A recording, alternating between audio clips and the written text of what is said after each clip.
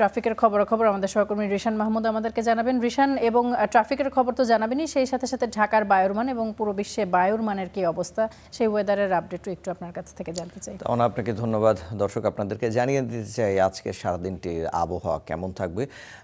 আমরা যদি air index কোয়ালিটির আজকের যেই তালিকা সেটি যদি একটু ফলো করি, তাহলে দেখতে পাচ্ছি আজকে কিন্তু প্রথম অবস্থানে আছে, মানে দূষিত শহরের প্রথম অবস্থানে আছে লাহোর পাকিস্তান, দ্বিতীয় অবস্থানে উজবেকিস্তান এবং তৃতীয় অবস্থানে দিল্লি ইন্ডিয়া, চতুর্থ অবস্থানে কলকাতা ইন্ডিয়া, অর্থাৎ ভারতের দুইটা শহর কিন্তু আজকে অবস্থান করছে 3 নম্বর এবং 4 নম্বরে।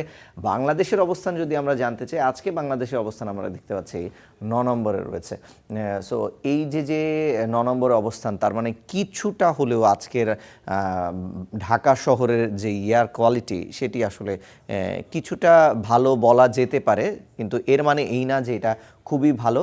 আজকের আবহাওয়া যেটি বলছে যে আজকে বাংলাদেশের আবহাওয়া প্রধানত শুষ্ক থাকবে, রোদুজ্জ্বল থাকবে। দুপুর নাগাদ এই তাপমাত্রা 30 থেকে 31 ডিগ্রি সেলসিয়াস হতে পারে। বৃষ্টি হবার কোনো শক্তিশালী সুযোগ কিন্তু বা সম্ভাবনা সেটি কিন্তু আসলে আজকের আবহাওয়ার সংবাদ সেটিকে সমর্থন করছে না। তারপরেও এই যে বাংলাদেশের আবহাওয়া 9 নম্বর অবস্থানে আছে, আপনার আমার সচেতনতাই কিন্তু আপনাকে আমাকে অনেক রোগ থেকে মুক্ত করতে পারে। এবং বায়ুর মান খারাপ থাকলেও আপনি আমি যাতে অসুস্থ না হয় সেক্ষেত্রে আপনি মাস্ক ব্যবহার করতে পারেন এবং পর্যাপ্ত সতর্কতার জন্য, নিজেকে সেফ রাখার জন্য যথেষ্ট জিনিস কিন্তু আপনি ব্যবহার করতে পারেন। আমরা এই পর্যায়ে একটু জেনে আসতে চাই আজকের ঢাকা লাইভ ট্রাফিক আপডেট এখন আসলে কি আছে সেটি জানাতে চাই আপনাদের। অনেকেই হয়তো বা এখন অফিসে যাচ্ছেন, অফিসে যাওয়ার জন্য প্রস্তুতি নিচ্ছেন। আপনি যদি এই ট্রাফিক আপডেটটি দেখে থাকেন তাহলে হয়তো বা আপনি আপনার গন্তব্যে খুব কম সময়ে পৌঁছে দিতে পারেন এবং যানজটে আপনার সময় নষ্ট নাও হতে পারে। একটু আমরা চোখ রাখি ঢাকার এন্ট্রি পয়েন্টগুলোতে। প্রথমত আমরা একটু যাত্রাবাড়ি যেতে চাই। আমরা যদি যাত্রাবাড়ির দিকে চোখ রাখি তাহলে দেখতে পাচ্ছি স্পষ্ট করে যাত্রাবাড়িতে কিন্তু একেবারেই ভীষণ ট্রাফিক আছে। এখানে ঢাকায় যারা প্রবেশ করছেন বা ঢাকা থেকে যারা বের হচ্ছেন, এখানে প্রতিদিনই আমরা এই সময় যখন ট্রাফিক আপডেট দিই সেই সময় কিন্তু এখানে আমরা ব্যাপক একটা যানজট দেখতে পাই। সো যারা যাত্রাবাড়ির এই রাস্তাটি ব্যবহার করবেন তারা কিন্তু একটু মাথায় রাখতে পারেন, এখানে যানজট আছে, আপনার সময় নষ্ট হতে পারে। আপনি বিকল্প কোনো পথ ব্যবহার করে আপনার গন্তব্যে কিন্তু আপনি যেতে পারেন।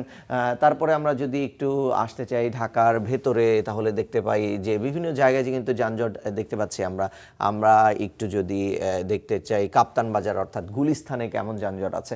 গুলিস্তানের এইখানটাতে একটু যানজট কম, কিন্তু আপনি যদি সিদ্দিক বাজারের দিকে খেয়াল করেন বা গুলিস্তান শপিং মল অর্থাৎ এখানে বিআরটিসি একটা কাউন্টার আছে, এই বিআরটিসি কাউন্টারে এখানে কিন্তু যানজট রয়েই গেছে, ব্যাপক একটা যানজট রয়েছে। সো আপনারা যারা এই গুলিস্তান শপিং কমপ্লেক্স এই পথটি ব্যবহার করছেন তারা কিন্তু বিকল্প পথ ব্যবহার করে আপনার গন্তব্যে যেতে পারেন।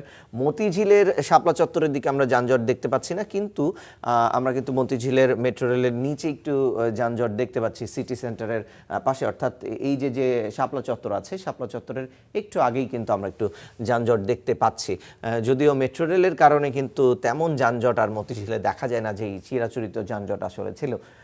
এখন আমরা দেখতে পাই যে তোপখানা রোড অর্থাৎ সচিবালয় মোড়ে ব্যাপক যানজট দেখতে পাচ্ছি। যারা আসলে বঙ্গবন্ধু এভিনিউ থেকে প্রেস ক্লাবের দিকে যাবেন এরাও যানজট দেখতে পাবেন, এবং যারা প্রেস ক্লাব থেকে মতিঝিলের দিকে যেতে যাচ্ছেন এখানে কিন্তু একটা যানজট অনেক সময় আপনার ক্ষেপণ হতে পারে, আপনারা বিকল্প পথ কিন্তু ব্যবহার করতে পারেন। আমরা আরও কিছু পয়েন্ট দেখে আসতে চাই। আমরা কাকরাইল মসজিদের এখানে এই মোড়টাতে দেখতে পাচ্ছি একটা যানজট রয়েছে কাকরাইল মোড়ে। তারপরে আমরা দেখতে চাই যে ইন্টারকন্টিনেন্টালের সামনে কিন্তু আজকে তুলনামূলক জাম কম, কিন্তু আমরা একটু যদি দেখতে চাই শাহবাগে কিন্তু এখন প্রচণ্ড যানজট রয়েছে।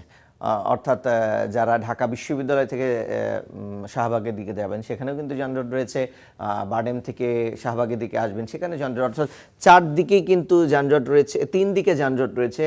একটা দিক আমরা দেখতে পাচ্ছি, অর্থাৎ যেটির দিকে আসলে আপনার চলে আসছে মৎস্য ভবনের দিকে যে রাস্তাটা চলে আসছে, এখানে কিন্তু আমরা একটু যানজট কম দেখতে পাচ্ছি। তো শাহবাগ যারা ব্যবহার করবেন তাদের কিন্তু বিকল্প পথ আপনারা ব্যবহার করতে পারেন। আমরা দেখতে পাচ্ছি এলিফেন্ট রোডের এদিকেও কিন্তু পিজি হাসপাতালের দিকে কিন্তু একটু যানজট রয়েছে।